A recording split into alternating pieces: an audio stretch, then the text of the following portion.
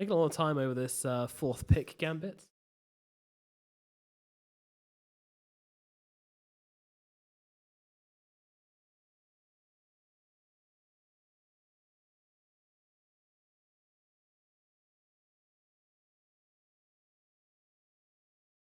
I mean, honestly, you've got a lot more team fight on the side of Gambit. You've got a lot more kind of ganking potential, late game potential of positive guys. You can see very basically how both teams are going to play it. And then Gambit just throwing down the Earthshaker. So definitely wanting to just fight positive guys as much as possible. One thing that does force is that they're basically going to have to run themselves at positive guys, force objectives out of them. 10 seconds remaining. 5 seconds remaining.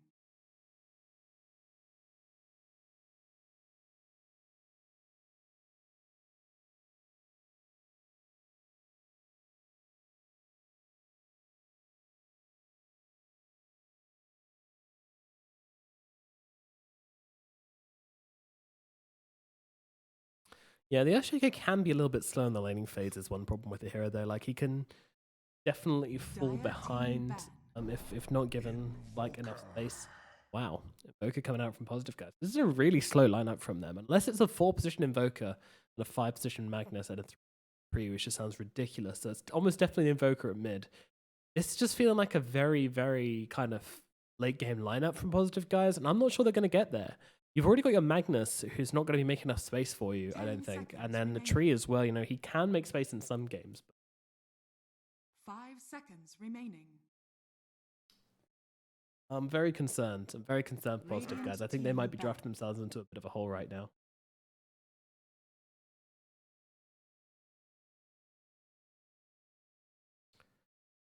But hopefully I'm wrong.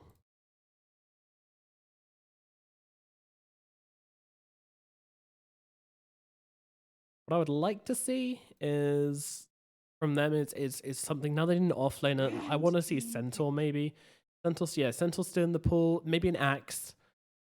Axe would be nice as well. Just someone who can really kind of shut down, take the fight to Gambit, you know, and make space whilst everybody else is off, you know, farming and etc. etc. Because you're going to want to try and drag out this game, and right now I can't see anybody doing that. You know, to drag out games, you need someone who can take the fight to the enemy team. I just don't see that right now, honestly. Team pick. Oracle. Wow, the Oracle is going to be the final pickup here. So, yeah, it is going to be offlane Magnus, Tree 4, Oracle 5, Invoker in mid, and Juggernaut on the carry. Now, I know ILTW plays a good Invoker, but I'm kind of believing that it's going to be 10 seconds remaining. probably ILTW on the Jug, because he also plays a lot of Jug, and I think Ergon plays a decent Invoker as well from what I've seen. Probably Ergon Invoker.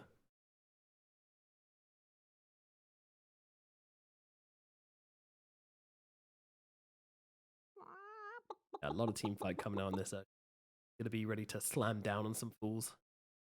I think Dagger will be really crucial from this game because there's not really much they can do to. I mean, they've got the Oracle, I suppose, and the Juggernaut with the spin, but there's not much they can do to stop the Earthshake from having a free game. Even if he goes Aghanims, actually, you should have a get that at really good timing. So they might just put him on the off lane. In fact, it's looking pretty likely they're going to put him on the off lane since they've got Wyvern and Grimstroke, and then grab a carry now. Ember Spirit does okay versus Invoker at mid. It's not a shutdown, but for either way, so it's just kind of a fairly even lineup with a slight advantage to the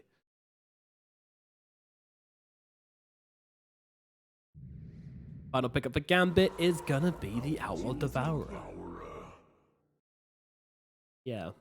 This seems to get picked up a lot in the 10th pick when it's not banned out, which is not really surprising. So they're going to bring Dream to the safe lane with the Ember Spirit, and GPK is going to be blasting out on his OD. This is a hero who plays a hell of a lot as well. So this is something which positive guys were probably ready for in this draft, I would imagine.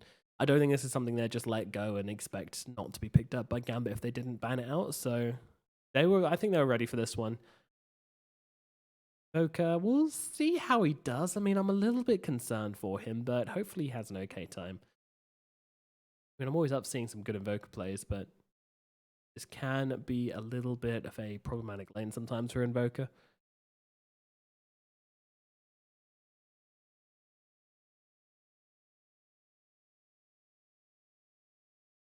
Yeah, CIS, one of the most, but the most volatile region, I think it's fair to say. You got so much talent and everybody's swapping up all the time. It's very tricky to keep an eye on everybody, and generally speaking, it just gets a little messy. So let's get into it. Game number 1, Positive Guys versus Gambit. I mean, as I said, it's very important for these guys to perform in these games.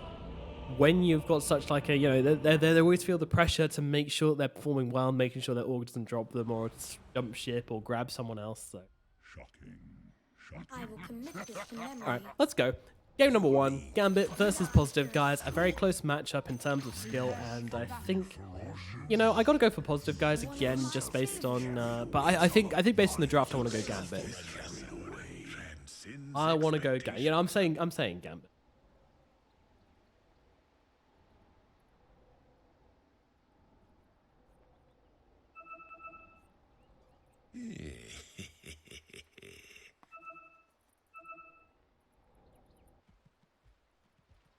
Ghost Stick on the mag. Another thing about the Ghost Stick being the offlane is that, you know, might not be able to constantly be blasting up that Juggernaut with the Empower. Souping him up, it's probably not going to happen a whole lot, honestly speaking. So, I mean, he'll still be there. He'll still be doing it whenever he sees him. But, you know, when you're playing the Magnus in the offlane, you kind of want him to be the space-making hero. So that generally means he's not going to be playing near where the Juggernaut is that much because he wants to draw people away from where the version went out, and Shockwave as well. Coming on to Dream, just getting a little bit of his health away. Meanwhile, there's FNG just sneaking himself around, might be able to grab themselves an extra bounty rune. Meanwhile, down at bottom, Shashlow's in some trouble. Spins out from LTW. Ergon's on top of him as well. The right clicks will be there, and LTW will draw first blood. Example, can't do much about that. But he didn't even level up anything. He didn't even try and help. He was just like, well, you're dead, sorry. And the all chats are there. The tips coming out as well. Are you lost? Also from Immersion. A very good one indeed, so. That'd be FNG coming in from behind. What's his plan? Game plan of FNG.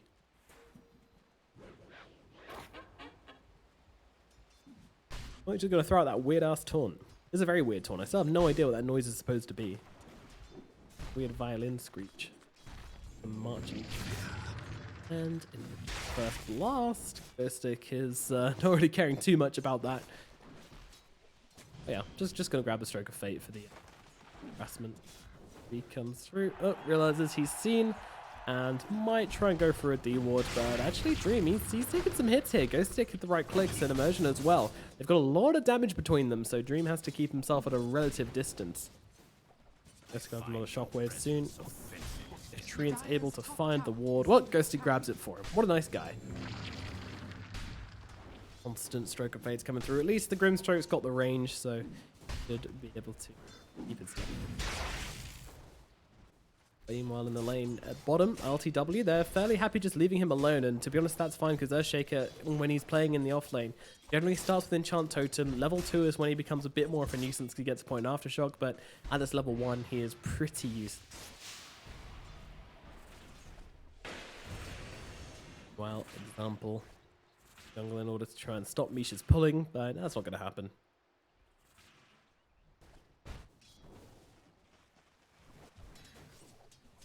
In the mid lane, Invoker going for the Quaswex, of course, versus Outworld Devourer. Yeah, you know, this is a lane where, you know, OD hates playing against heroes where he can't really astral them too easily. And Invoker's kind of one of those. He can do it, and you know, you just generally want to play against melee heroes as OD, basically. That's all that matters. GPK, he'll make the most of what he's got here.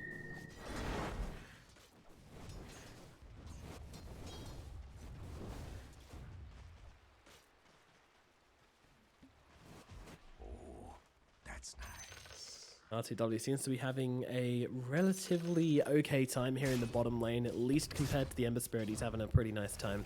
Ember, he's struggling alone up here in the top lane.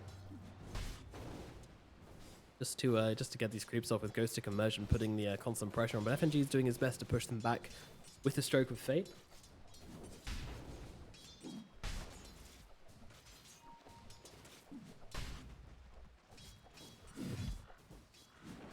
Really wants to try and come in and just hit some creeps, but it's not being allowed.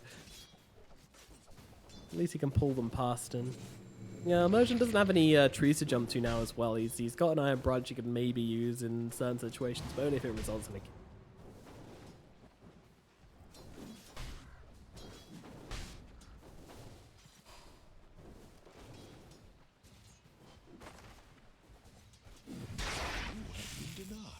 You can just continue busting this lane down. It's really pretty straightforward for these guys. GPK falls back on the tower by the Invoker as Invoker pushes in pretty hard.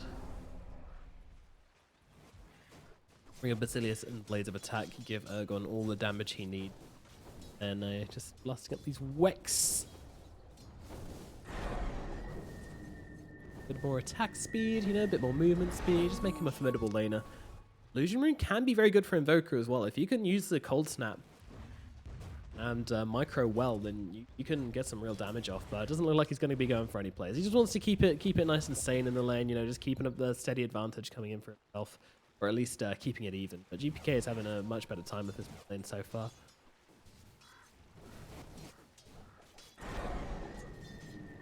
That surprised me a little bit. I mean, I feel like Invoker can have a good time here, but he's playing very, very cautiously around GPK right now. And there's that Cold Snap coming in, and the blast coming through, but he gets a lot of misses there. Ergon tries to go for something, but yeah, the uphill misses just don't favor him at all and allow the OD to escape perfectly fine. Meanwhile, we have a kill down in the bottom lane. Shashlow's actually brought down as they rotate in Immersion for a cheeky gank. And that was just completely unexpected, it looks like. Ghost Stick, he's even able to buy himself a bottle and now get a bounty rune as well, so there's going to be lots of mana and health for him. A bit more spaceport for RTW as well. Ashlow will come back into this bottom lane. And they actually TP RTW up at top. Bit of rotation on the lanes here. Ghost Stick can, of course, give him the lovely empower here as the spin comes through onto Dream with that beautiful send back. They might be able to get the kill, but no, Inkswell comes out just as the spin ends. Well timed from FNG, and that is Dream allowing life to live while FNG TPs into mid with OD.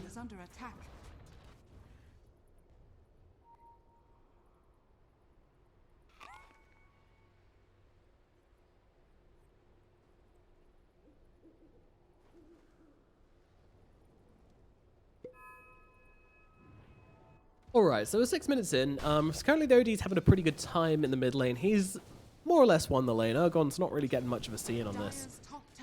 Just able to come and claim creeps where possible, and he's going to rotate between jungle or... No, he's not. Okay, just going to check the power room. Meanwhile, up at top, FNG, Benham run down by RTW. RTW with the spin, able to find the kill onto FNG. Nicely done, Misha. And they're playing very fluidly between the lanes, the positive guys. Like they are all over the place at once. Very interesting to see. I mean, I haven't seen any other teams do this where they've mixed up the lanes this much. You know, they had the tree go bottom, and now the Jug goes top, and he finds a kill onto the else here. And Ashlow's also laning up now, so they've done a full switch of the lanes, and gonna put a bit of harass onto the Wyvern also.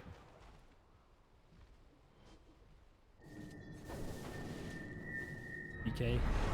Claiming Ergon's life, for, his existence for a little bit with the Astral.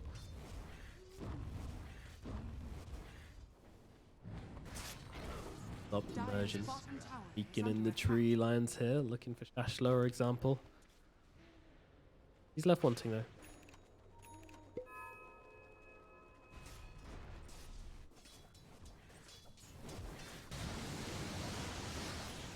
Ergon, he's literally just using this tornado to secure himself CS. He's so scared of this OD. It's a hard lane.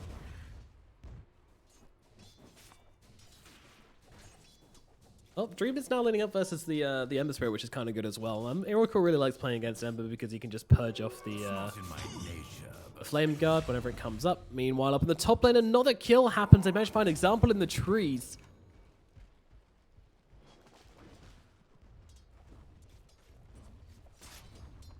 And with the Empower on him as well, he can look to really kind of push in this lane pretty hard. But they will bring back the Wyvern for round 2. Are they wrapping around the tower? Well, Immersion's thinking about it, isn't he? But they managed to get the D ward off. Get the Observer. W just wants to get away now.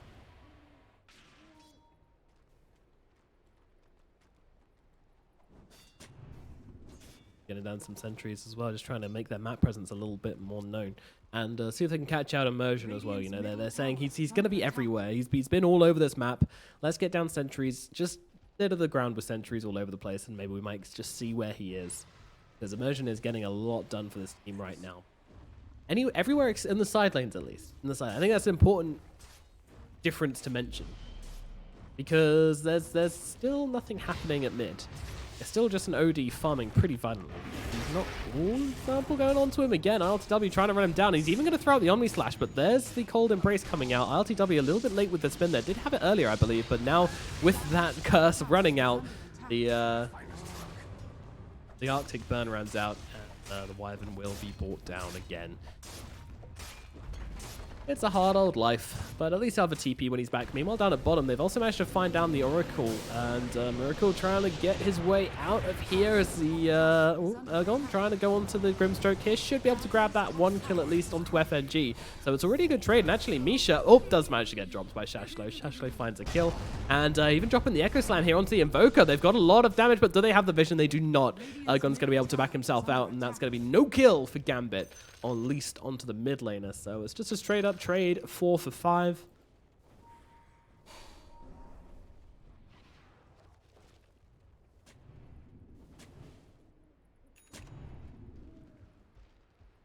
Dropping him an Observer. Radiant's bottom tower is under attack. Nice jump away there from the Ember Spirit as well, as he nearly gets caught inside that EMP. Managed to find a brief little glimpse in the Cold Snap to get himself to safety. I say nice play. That was probably very much just button mashing on Activate Fire Remnant, but you know, get out, you get out. The win by my books. Is under attack. So what is everybody farming for? Well, it's only 10 minutes into the game, and Dream is going to get his Flame Guard taken off once again. Very rude, undressed. Ergon, he currently has an Urn of Shadows, probably looking for a Spirit Vessel this game. Very classic for this build, as they block up the Catapult to make sure that it doesn't get under tower rage. They want to keep it alive as long as possible here, quite sensibly as well. Meanwhile, OD, he's still looking for that 4 stuff, and he's farming up these Ancients all by himself. He should be able to have a relatively easy time of this, since there's a smattering of these Prowlers, which help him get his mana back, and now jumping over to the side camp for Equilibrium. Getting as much value out of this as possible. In fact, he's literally just killed the Prowlers, and that's it, GPK. He's not interested in the Black Dragons. Too tricky to kill with that pesky 70% magic resist. Very hard for an OD, but he's just been left completely alone. He's got his earpods in, he's doing other things. Meanwhile, Ember Spirit, he's having trouble. He's having a lot of trouble. In fact, he's just annihilated. Unfortunately, when the tree gets on top of the Ember Spirit like that, it becomes very difficult for him to get away, and then the MPL just gets a free shot off. And no mana equals no life. Example, he has an Aether Lens queued up. All inventory. Oracle just got a wealth of consumables ready to come out to him. Classic Misha. I mean, he's actually, I say classic Misha, he's got Arcane Boots at 12 minutes in, which is pretty fun for him. Middle tower is under attack. All fun in the tree, might I say. But Gambit, they're going for something here. A very early 4-man smoke. GPK has this 4-stuff, and they want to make something happen with it. A double damage as well. Also going to help out right now as Ergon, he spots something going on here.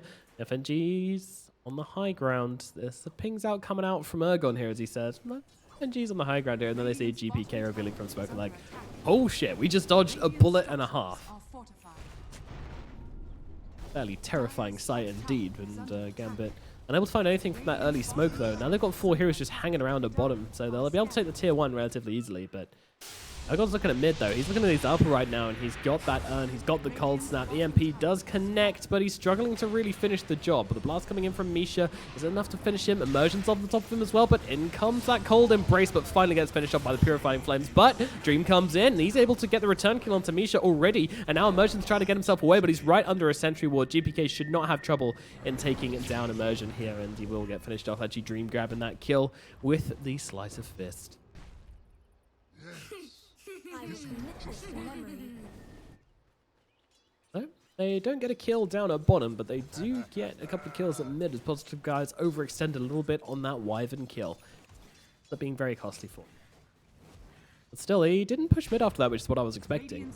They actually go back and split the map and go and farm jungle, which... that's a little bit interesting.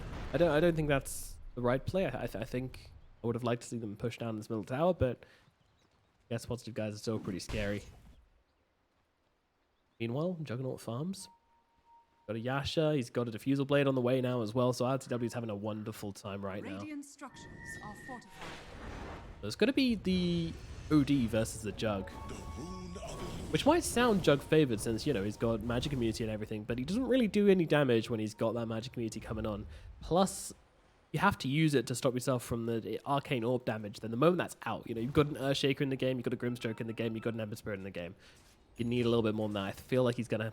is he going for the BKB already? No, he's not. He's going for the Sanjin Yasha into Scotty, and they're all coming down him right now. Shashlo is waiting. They're even going to set up with the Winter's Curse, but they need to stun themselves. Yeah, they stun it perfectly. In fact, they're even going to use the Echo Slam for this one to try and take down the Juggernaut, and even now, he actually had a chance to maybe get off the spin there, but now the spin comes out. A Healing Ward as well. GPK trying to finish the job. LTW, he's taken them a bit of a runaround here. This is taking a lot longer than they thought. The blast coming in, finally they get the kill onto ILTW with those Arcane Orbs. It takes them a long-ass time.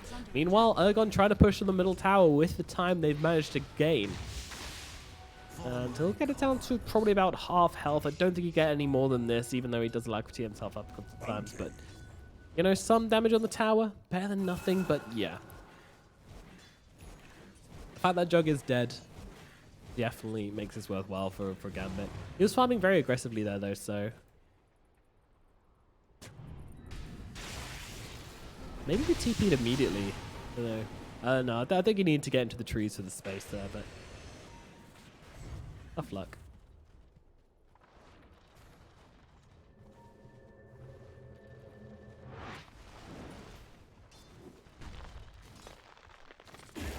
Ambarachi had a ward there, so Immersion couldn't catch him out with the root. Still looking to push on mid. Positive guys leading the charge into this middle tier 1 tower. RTW very active with this Diffusal Blade Yasha, and this will be a tower for him. Dire's middle tower has fallen. Looking at top, I would guess. Ooh, a double damage. Hello. Yeah, LTW just pings out Roshan. Absolutely. I mean, DD equals Rosh time. They can completely do this with the Healing Ward, and Ghost here to help out tank as well. And it is. Look at this boy's damage right now. 340 damage on ILTW. And then he's got crits on top of that as well. This Roshan is not going to be lasting very long with a Healing Ward. Just ready to tank. They're going to bring in down one pretty quick. However, it's actually Gambit who know about this going on. And I don't think Positive guys are expecting this. This is a very early Roshan, but this is absolutely spotted out. Two-man blast coming through, but the Inkspell going to come out as well. They need to keep eyes on Roshan, and they see how low it is. ILTW keeping in the pit, trying to finish it off. Now the Omni Slash comes out. Gonna jump to FNG, and now back to the Ember Spirit, who gets lifted into the air, but ILTW, he's gonna grab both. Winter's Curse gonna come out. Trio Protect's like, yeah, let me get a bit of this, as well as Oracle as well. They both come in and hit him. They're picking out Roshan, though. They want to finish the job. Shaker, he's got to jump in, but no, he doesn't do it. He doesn't manage to get the blink forwards, and that is gonna be a Roshan going the way of ILTW. They're looking towards Shashlo as well. Shashlo tried to make the plays, but he's getting his mana chunked away now by ILTW also, and Shashlo will be for the grave as Ergon's right click finds him and brings him down. A bit of a disaster here for Gambit. They managed to figure out that Rosh was going on, but they didn't commit hard enough, I would say, to the Roshan fight. I mean, they needed to get in there. They needed to get that Juggernaut off the Roshan and start fighting up, but unfortunately, it doesn't go that way. Juggernaut just turns around and fights him. He still has that double damage rune and the diffusal blade, and outside the pit, he's able to kill off the Oracle, and then the Ember Spirit along with him, and then the fight is over from there on out. Need to be careful. Expect the Omni Slash. I mean, to be fair, if the Ember Spirit was able to just absorb the entire Omni Slash there without the Oracle getting caught in it as well, it still would have been a pretty good fight for them. They still could have kept on going, but as the Oracle gets too close, the Slash jumps to him, and he gets finished off fairly quickly. And, well, that's an RP. Goodness gracious. Back into the rest of the team. They're trying to deal with his Ember Spirit, but he's got the jump away. Ping's coming up on the high ground as ILTW. He is in deep, right? They managed to force the defensive Astral out from the OD as the Winter's Curse comes down just onto the Juggernaut, trying to hold him still. Immersion being targeted. Shashlo comes in. Nice 3-man echo from him. It's going to put an end to Immersion, but that's about it. But still, a little bit of space being made for that 2,000 damage combo. FNG, oh, just about manages to make it out. And that's just a straight up kill for Gambit and nothing else. Considering they're fighting into an Aegis, that is best case scenario for them by a mile. And they're just going to keep on trying to farm up on GPK. He's going for a BKB as of next, so be able to be a bit of a frontliner in this fight. Might make it a cliff. It's a bit awkward.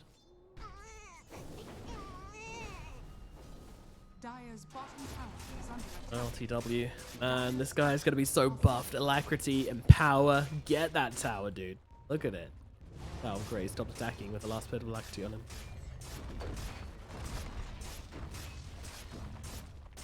Yeah, LTW is huge. You know what I said in the draft, that LTW was a core, the driving force of positive guys? I didn't mean it this literally, but apparently they did. Meanwhile, Immersion, oh, they find him in the trees as he gets the taunt out as well. Always a risky move, Immersion. He's spamming out the voice lines, but he's actually able to get himself away.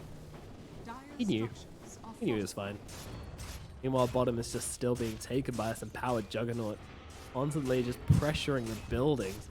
Arctic Burn is able to take down that healing ward, but I mean, it doesn't really do much good in the long run. LTW has already taken the tower, a tier 2 going for free. Too scary to fight into the Juggernaut with the Aegis. Dream trying to sneak around the back. Able to scavenge a bounty rune, but that's about it. And then he sees them going for the regen rune, cutting off his retreat, so just let's go creeps. Now, BKB on GPK. Gives him a little bit more fighting potential. Meanwhile, Ember Spirit, he's still looking for this Maelstrom. He is so far behind. 7k net worth. I mean, it's not a good story for him. Went for this Yule Scepter as well, just to try and get his way out of these combos. You know, really needs to be able to avoid that EMP at all costs. Also give him a way to dodge out the Omni Slash. The middle lane. LTW and GPK just firing some voice lines at each other. Nothing particularly bad's happening. Ergon, he's TPing in front of two heroes right now. Shashlo does manage to get him down, and this should be a kill on the Evoker, but LTW is coming in, but immediately gets himself stunned up, and now they've got the Astral to him as well. They should finish off Ergon, but no, the save comes in. RP as well onto the backlines, as in comes Juggernaut chunking down Example. Now onto the high ground, but Shashlo with the slam, but he doesn't catch the Omni Attack, but it only catches the two. Juggernaut will be forced to just drop here, but Ergon survives the whole damn thing. Somehow. LTW drops for the first time, but comes back for number 2. And we'll be able to just get a couple more creeps. Seriously? One death? One death and an Aegis. And that is all that happens from these fights. What's going on in these qualifiers, man? People are just fighting and no one's dying. Like retreating, both teams retreating midway through a fight. It's very interesting.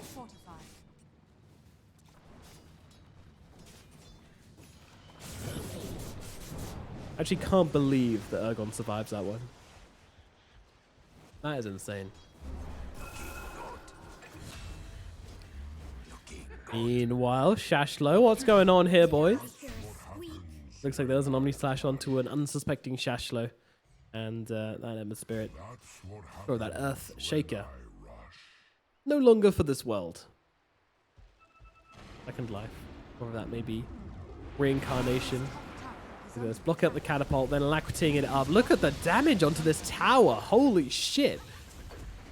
The meteor hammer, the catapult with the alacrity. The tower's just gone. Oh my god, that was so fast. About 20-second siege there between two heroes at level 20, 22 minutes in. Jesus. They're out of towers. Gambit are actually shut out of this map. Positive guys are playing so well. GPK's just like, oh great, guess my creeps are dying. Cool.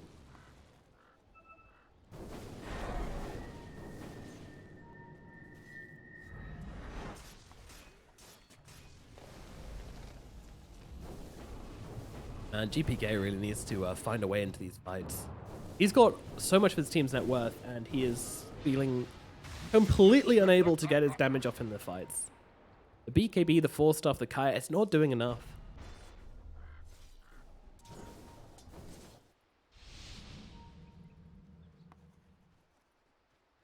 And on the old Quasworks Invoker as well, getting a lot of work done. Went into mid, rendezvousing with his smoked up team, and they found the best target of all. GPK is going to be trying to get himself away from this one, but the Winter's Curse used. Oh, they used the Astral with it as well. That is so costly. The BKB forced out from GPK. Now his team behind him as the Fisher comes through. They're able to hold them back for now, but GPK does have to burn his BKB charge. The TP, okay, he's able to get himself to safety. A little bit concerned there, but they don't have anything to penetrate that BKB. All right, meanwhile, their Shaker, Blink, and TP away. And everybody does get out, but yeah, they're kind of sailing past positive guys, trying to just like avoid them for the time being. But like, it feels like this is a power spike that isn't going to end. I mean, they were playing around, you know, they were like, oh, you know, Jug's got Refusal, Sanjin Yasha, they're just buffing him, like buffing him up a ton. Oh, now he's got an Aegis. Okay, let's just play around him. Let's just play around him. And you get to the point where you played around him for so long that he's actually a huge problem. He's got a ton of items. I think he needs a BKB next on the Jug. That's what I'd like to see, just to kind of, you know, eliminate the need to use Blade Fury like that and be able to run at the OD. But he's going to go for the Satanic instead, which I don't like. And again, you know, GPK just getting initiated on, but he's able to get himself up into the high ground. Still very scary for him. He didn't have his BKB available that time as the Earthshaker getting jump spawned by the Meteor Hammer coming down on him as well. RTL just starts slashing away, taking out that mana. Spin coming out as well. Winter's Curse going to be used. And, yep, another defensive Winter's Curse being dropped. It does save Shashlo, which is probably worth it, but still not the ideal situation as Dream comes in, able to grab himself a rune. He's got the Remnant back. Bounty. Not far, but I think he's good. Radiant's top tower is under attack. Thing comes out from Ghoster going, hey, it's Remnant's even that far, but there's nothing they can. Radiant You will are be scanning. forever alone.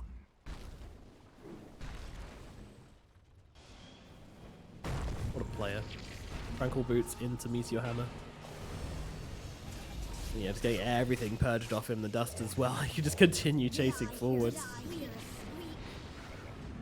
Positive guys, they're feeling pretty good about things as he sweeps in. With a terrible Meteor Hammer, but you know, it's fine. We'll forgive him. He's played well enough. Yeah, I'm really surprised. I thought Gambit had this game, but they've just managed to play so fast around the Juggernaut. Gambit were not ready for the for ILTW to be doing this much work. Good player, this ILTW kid.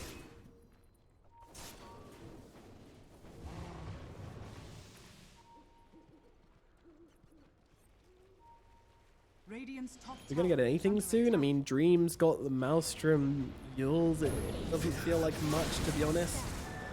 Version sees him as well. Might go give him a tap. A little love bump. Nope. Dream able to get himself away. Second Roshan has been... Oh, good. Another double damage. Bloody hell. As if the game wasn't hard enough. Jesus Christ. Stroke. Radiant's top tower Casual Soul Binds, and LTW is going to finish the job. Jackson tries to come in, goes the Winter's Curse, but it's too late! Oh no, he tries to make the plays, but the Wyvern is probably going down here as the Tornado catches him. Cold Embrace going to buy him a little bit of time, but die he will. MP pops. I mean, it was worth a try, right? Oh man, it's so unfair though. Another double damage rune on the Juggernaut, just a free Roshan again. Disgusting. Take down the middle waves. Keep on farming up. Ashlow. Radiant structures are fortified. Radiant's Some top stuff tower away. is under attack. Dream queuing up the Aghanims next as well.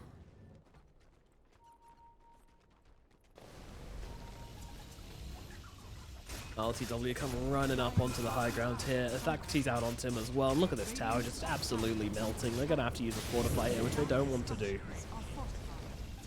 Doug being held on the high ground, but I mean, the guy's got an Aegis, the guy's got a cheese. He is stuck outside away from his team right now, so they're going to actually throw down the Oracle ulti really early here just to make sure this this Fissure is going to end before LTW dies, which I think is a good call. Pulls up, going on the tower. This Juggernaut is a problem, in case you didn't realize. Yep, 4 heroes alive. The pulls out from Shashlo as he scratches his head and goes, what the hell do we do about this? Discord CAG? No. So is there anything they can do? Honestly, I think the answer is no. Like, unless you can get a sick Winter's Curse and cause Juggernaut to, like, kill maybe Ergon. Even then, you know, you've also got the RP threat, which we haven't seen anything from so far.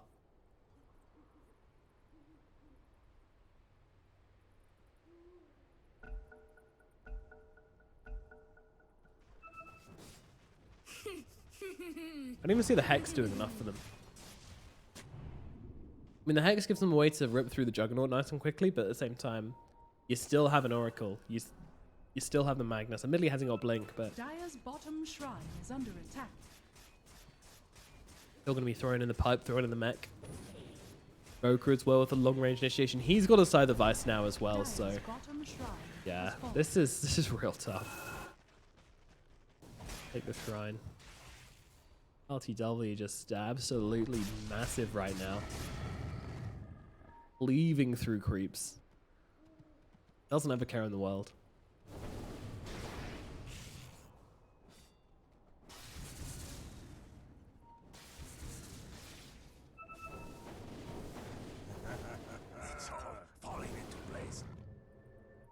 And GPK gets forced back again, goes to the jungle for a very short amount of time, but LTW just gets straight back in and starts chunking up these creeps.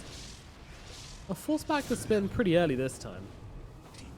Yeah, just going to keep on trying to pick up the creeps he can, and the Diffusal Blade is out, forcing the Outward Devourer to force himself back. And look at Immersion. He's got himself a blink. He wants to start this fight right now. He's just waiting for that blink dagger. 6 seconds, and oh, he sees Example. He's going to catch him out here. The Root comes in. He's picking it out, saying, guys, I found one. LTW's on him and like splash as he's just going to use a Winter's Curse, but unfortunately the Juggernaut's too far away. The Spinner is also going to be able to find him as well, as the Maelstrom proc also jumps his way. The LTW will sweep up the Wyvern. Wyvern does have buyback, but I mean, that's a Winter's Curse being used. That was like their chance to maybe find a return kill, but that's just not happening. LTW moving his way over to mid. I mean, look at that. He's just running in front of everybody. What are you going to do? What are you going to do? He's challenging them to come and fight him. He's got an Aegis. He's got a cheese. He's got an Omni-Slash. He's got a spin. He's got an Oracle. There is so little they can do to actually kill off LTW. Diffusal is out. FNG's having problems. LTW keeps on going. Keeps on going. Aegis will be out in 17 seconds. I mean, it's going to at least give them the opportunity to kill him once, maybe, but they'll still have the cheese. Okay, here we go. The damage starts coming through. Meanwhile, the backlines are going in deep onto the back, and there's an Echo. There's a coming in from GPK. They'll take down Ergon and Misha. Just like that, they ignore the Juggernaut, run past him, and now Jug, his Aegis is about to drop, but they're going to kill him anyway. That was actually pretty damn close. Now LTW has the cheese, and he just keeps doing what he was doing the whole time. He's like, yeah, I don't need a team. They will buy back and come back in anyway. They're making their way back over to keep this pressure up. Unreal. I mean, Gambit get a great jump. They managed to find in the backlines. They get the Echo Slam coming through, find themselves 2 kills, and then now what? Now what? It's still happening. It's just the exact same thing. They've got a range rack left at the bottom, which they might be able to hold on to. They're trying to get the damage off into the Juggernaut, but in comes Immersion with the big overgrowth. ILTW is smacking through the Grimstroke. Another hero goes away of ILTW. Now he gets the Omni-Slash back. He can't get away from it. GPK caught out as well. He's dead. No buyback in the backlands. Dream and Shasho try to make something happen. They get a nice ultimate onto Evoker, but still not enough to get the kill. Dream jumps up onto the high ground. LTW finally finishes off FNG, and now he can look towards more heroes as well if he so wants to. But I mean, the game is over. A beautiful RP to finish the game, as down goes both those heroes, and the GG is called. Positive, guys. They will take game number 1 without any difficulty at all. ILTW, God, absolute machine. It looked good, but I mean, like, he just sat on the front lines and he just knew exactly what he had to do. He just knew exactly, and knowing the limits of your hero as well. This is a guy that's played a lot of Juggernaut and absolutely understood the limits of this hero and just realized that he can just sit on the front lines and chunk away at buildings, and there was nothing which Gambit could do. Especially with the Oracle backing him up, and the Invoker, and the Magnus. Like, it was truly a 4 protect 1 strategy, and even then with the blink on the Great Protector, he was able just to be the backlines of the Juggernaut and jump in if they went on him as well. So everybody was protecting that Jug, and yeah, that's going to be a 1-0 for Positive guys. So we'll see if Gambit can bring something new to table in game number 2, because unfortunately that was looking fairly convincing. So I'm going to take a short break, and then we'll be back with game number 2 between Positive guys and Gambit, see if they can turn the table, or whether it's going to be a clean 2-0 sweep.